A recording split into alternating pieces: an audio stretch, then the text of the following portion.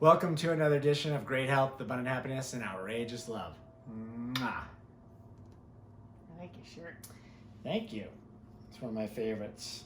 Beer is proof that God loves us and wants us to be happy. Benjamin Franklin, a very wise man. Yes. I love all those old sayings that we still have today, and they still work, and it's kind of pertinent, I guess, to what we're going into with this video. Mm-hmm.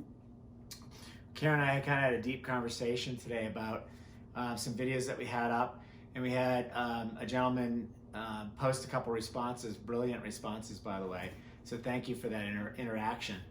But it was something that kind of kicked this off, questioning the definition or our definition of a twin flame.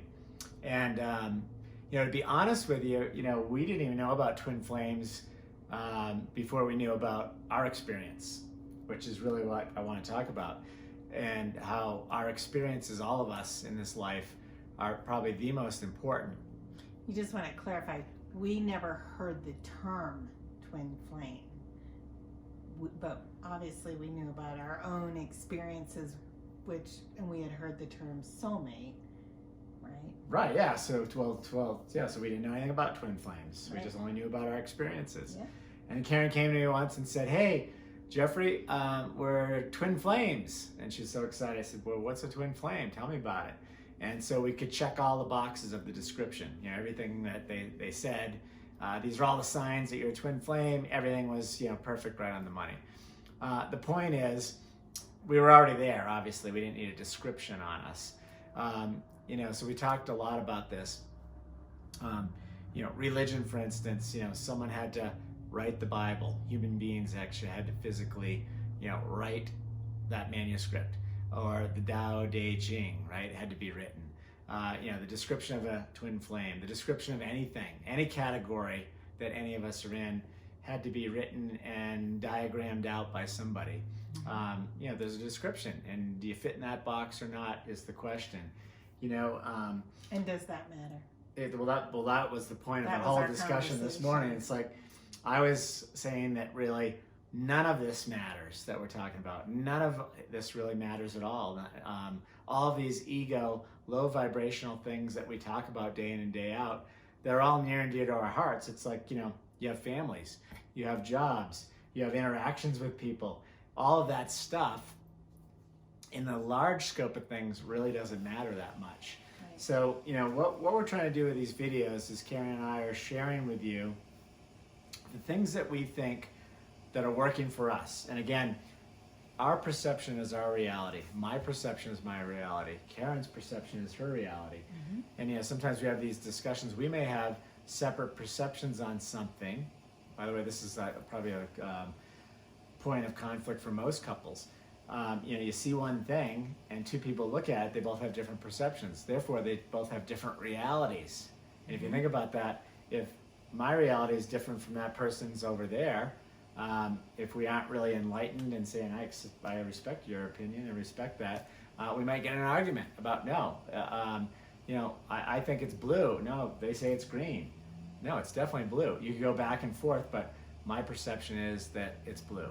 So at the end of the day, we only have our own perceptions and our own life experiences, and we're trying to share ours with you guys.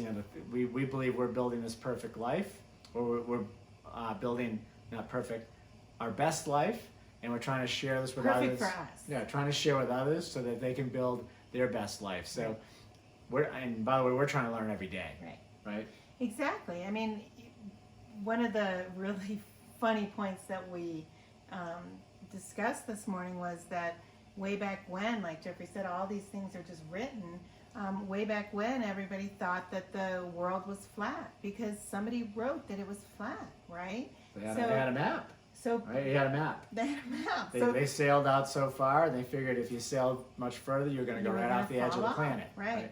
And that was the belief. So, whether it's your description, that belief changed, and now everybody believes that the world is round, or maybe not everyone. Most people do. There are some people who believe it's flat, I'm told. Most people still, but the point is that whatever your belief is, that's okay. It's just like, my belief of the definition and description of a twin flame might not be the same belief, and definition of what yours is, or what anybody's is. And there's courses on this that you can take, and my belief might be that maybe you can't take a course to find your twin flame, and someone else believes that you can. I might believe that everyone doesn't have a twin flame that is on earth at the same time, and someone else believes that you do.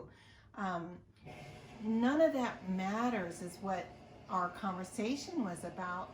What matters is that your perception is your reality, and we don't need to put a label on something. And what we're trying to do here is explain, this is our view of what things are. Relationships, for example, we do a lot on relationships. Somebody else's definition of a great relationship might be very different than ours. Someone else might think, well, I think a great relationship is where, I get to go out and golf 5 days a week, and my partner gets to play tennis 5 days a week, and we spend Sunday together, and Saturday, we both take care of some errands that we each need to do. That's perfect if that is your, ideal idea of a relationship.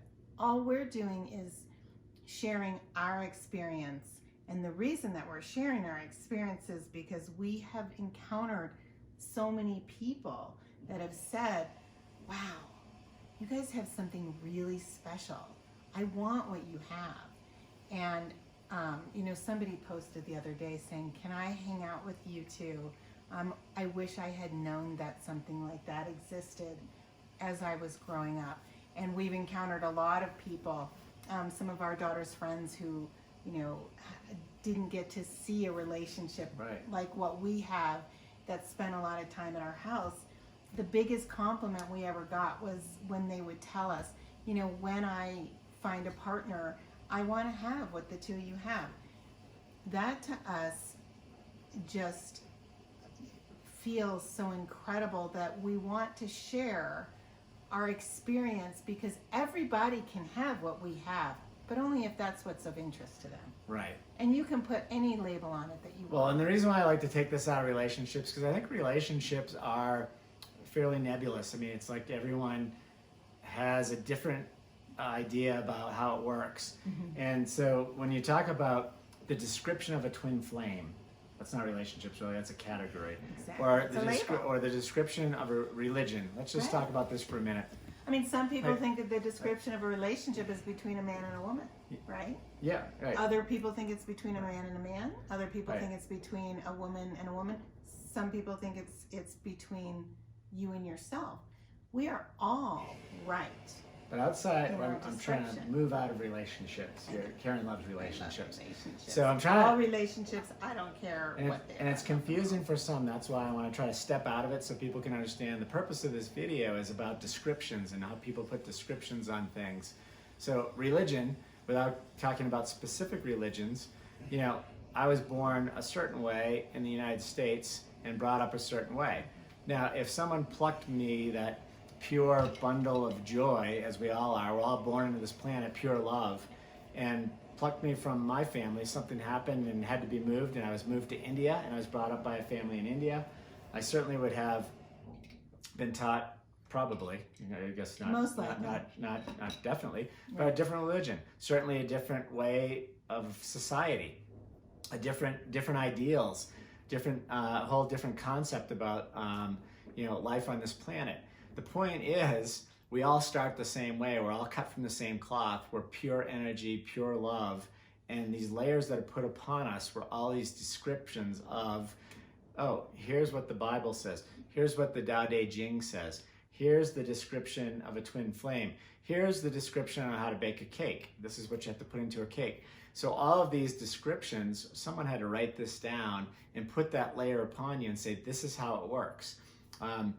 The discussion here, what we'd like to hear from you guys is, your thoughts around this. It's pretty amazing when you think about that. Think about that concept that it just brought up. If someone took you from your parents you were born with, before you knew anything. This is like day one on this planet, took that little bundle of joy and planted you somewhere else with another family, you wouldn't know any different. You'd be brought up in that other family, that other society, with a whole different sense of beliefs and a whole different education. I mean, you'd be a different person when we talk about egos on this planet. You started with that same core. Right. So, Fascinating. the interesting thing is, I believe we're trying to get back to that core, just pure love, the innocence, and that high vibrational energy, away from a lot of this low vibrational energy we all have. And there are things we have to do. Someone just called in the last video. We have to go out and meet them. We have to, we have to get down to the post office. We choose to. We don't have Of course, but we this want is to do those things. We have to get in a car, drive down to the post office. These are things that you have to do to survive in this normal society that we're in. Yes, we choose to be in this society. You could be the monk up on the mountain if you'd like. Right. Or live in the woods. The conversation really went all around this, and I said to Karen, it's funny, I have this phrase in my mind, I had to go look it up. Religion is the smile on a dog. E.D. Brickell. I was wondering, did that come from some sage from 10,000 years ago?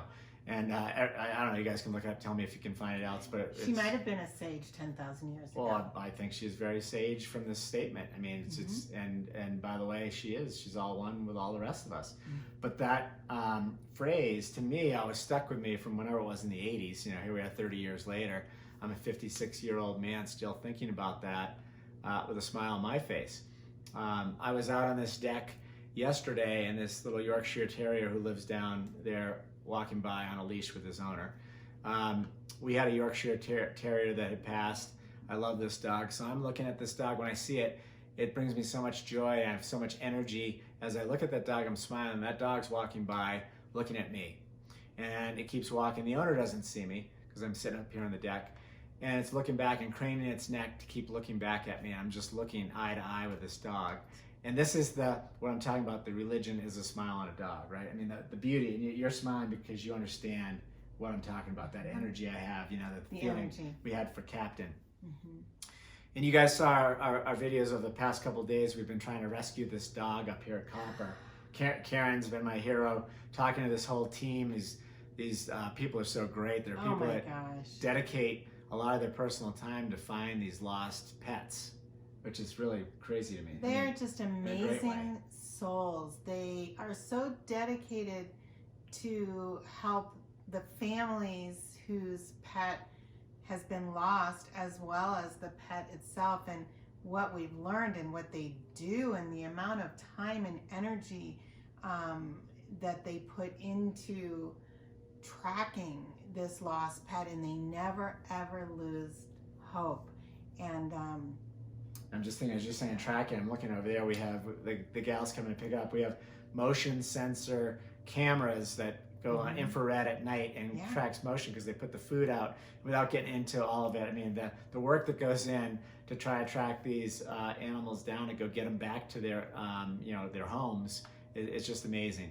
But the point to this story is, and we can go deeper on another time because that is just a great story. The dog was found, by the way, last night. Yes. And we were there, which was great. And our hearts are bursting, and we're going to get to see her again. She's getting checked by the vet. She did, during the course of her 12 days, get clipped by a car, but our understanding is that there was no, real damage, thank God, to her from that. It was a grazing, but she's getting checked out, and then we're going to get to see Well, her. and I think you're going to do a whole video on that. So let's save all that. But anyway, so the dog, going back to the smile on a dog. So looking at the dog walking by, that dog last night, Karen and I were in the truck. It was in the back seat. These beautiful blue eyes, looking into the eyes. I mean, that's what I'm talking about. That's the religion. That's the higher experience, the higher vibrational energy, the experience that we're trying to get back to. Just looking into that dog's eyes. So I love that quote. Religion is a smile on a dog. But I want to just take it a step further. When you and I met and we had that first connection, not the very first time, although I'll never forget that meeting. We didn't see each other for 3 years. But the second time, the connection was on this level. And I always say this, that something that I saw within your eyes, not your beautiful eyes, which are just beautiful. I love to look at your whole aura every day, but something that I see, and now, almost 30 years later, I still see it when I look in your eyes. Yeah, well, no, and that's what we're talking about here. And thank you for that. And it's and I used to say it to Karen too. Maybe if she was worried about something, maybe the way her hair was or what she was wearing, I'm like, I don't even see that. I just see into your eyes. I see into your soul, and that's what I always meant by that. I think I think sometimes you even got mad at me because I didn't really look well enough at how your hair was or what you were wearing, right? And I said, I don't need to look. Right? Well, and then I'd inevitably be out somewhere, and he'd be like, you've got a big, something in the back of your head. Let me get that out, or a piece of spinach. No, I'm just kidding. But those kids. But you understand what I'm saying. It's like, exactly. What Karen's bringing up is like looking into that dog's eyes. Right. It's a mirror into the soul. When I see it, and that is one of the definitions of a twin flame, by the way. You can look at each other. You don't need to say anything. Right. You don't need to say anything. You already know. So my point is, I'm talking about something so much above what you're wearing or what you're doing or what your religion is or what family you were brought up in or what country you live in. Label you want to put on your relationship or somebody else wants to put on your relationship. Those labels are, they're basically meaningless, and they take up so much of our time to try to determine, what does this relationship mean? Who cares what it means? It's the essence of the experience of it, right? Right. You're talking about if it's successful, you're talking about the what you're feeling. Right. Not someone that's asking you, hey, can you give me advice? Right. Right. So I mean, what you really want to do is share, how do we get to our point, and on a lot of different things, and we only know what we know. And Karen and I will say all the time that we don't know everything. We're learning every single day. I actually say this to myself. Let's try to learn something new today. I try to learn something new every day. I mean, we may as well while we're here, right? I mean, it's beautiful to learn something new. That being said, we're also here. We feel like the fact that we're together, twin flames, soulmates, call it whatever you want, the soul connection that we have. We're here on a divine mission to share with others on how to live your best life. And again, some may say, hey, I don't like that piece. That's great. We're just sharing what we can out there to help others, get to a higher place, get to their best life, whatever that is, right? Someone's best life may be living on the beach. Some may be living on a ski mountain. Another one may be living in the middle of New York City, and another one may be living out in a log cabin in the middle of nowhere. And for us, our best life really has nothing to do with where we live. Right. Our best life is that we are experiencing it together. That's really the experience that we're trying to share is, that union, that soul connection that's available to each and every person if they want that. And that's the key, right? Exactly right. So that's what we want to get out there. We want to get your opinions, and I wish I had the gentleman's name, but you know who you are if you're watching this video. Yeah, thank you. Thank you. Great. Yeah, thank you so much. We love the interaction. Yeah. Brilliant comments. Yeah. And we want people to challenge us too. Hey, what makes you guys an authority here? What do you? And I'm not saying you said this. Why are you saying this? Right. Because it was a great compliment, but I think you were questioning whether or not we knew truly what a twin flame is. And I'm going to be honest. We didn't know at first. We had what we had, and then we said, oh, let's put this label on it because look at all of these boxes. We check them all off. I still back up and say twin flames, splitting of a soul and two different souls and two different bodies.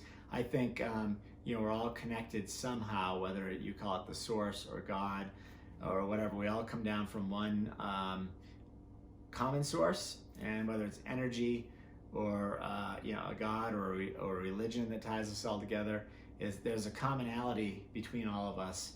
I think, in this life as humans, and Yeah. you know, trying to get back there. Exactly. And one thing I think we can all agree on, and this is something that Jeffrey and I are always trying to share, is the unconditional love that we are, born with. Mm-hmm.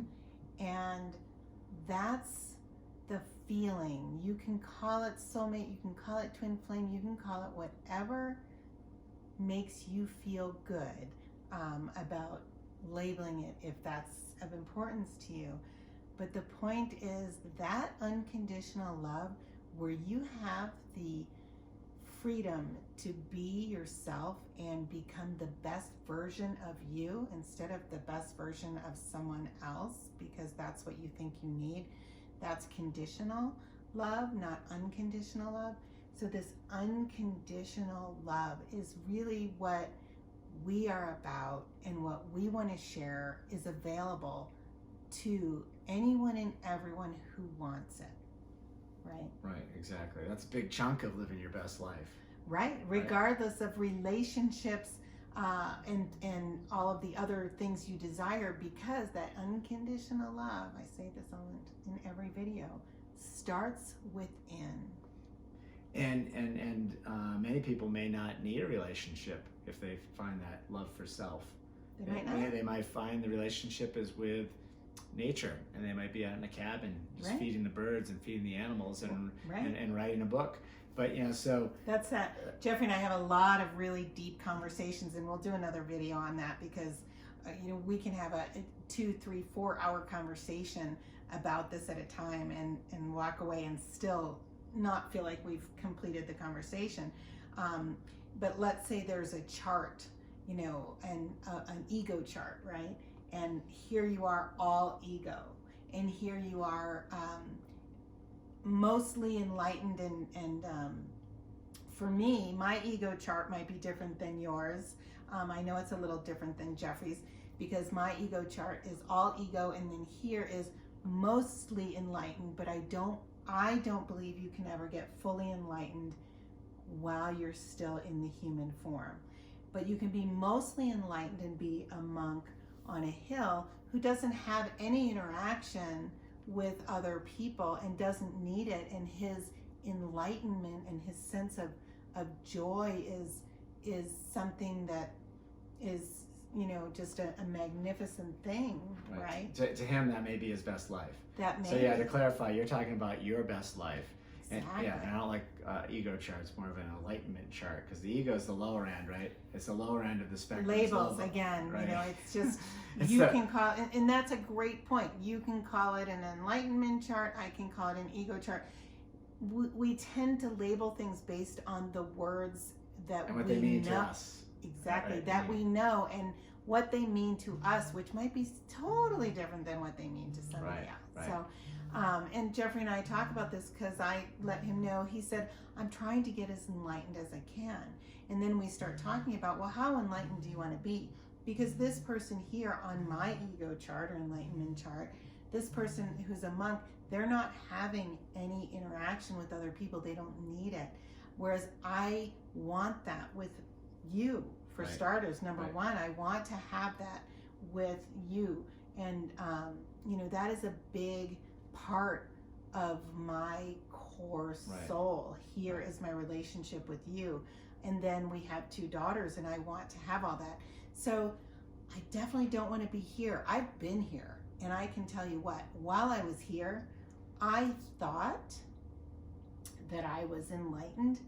And now that I know what enlightenment feels like, I realized that when I was here, I was angry. I was I feel like when you're saying here, you're right on No, my no. shoulder. I'm here.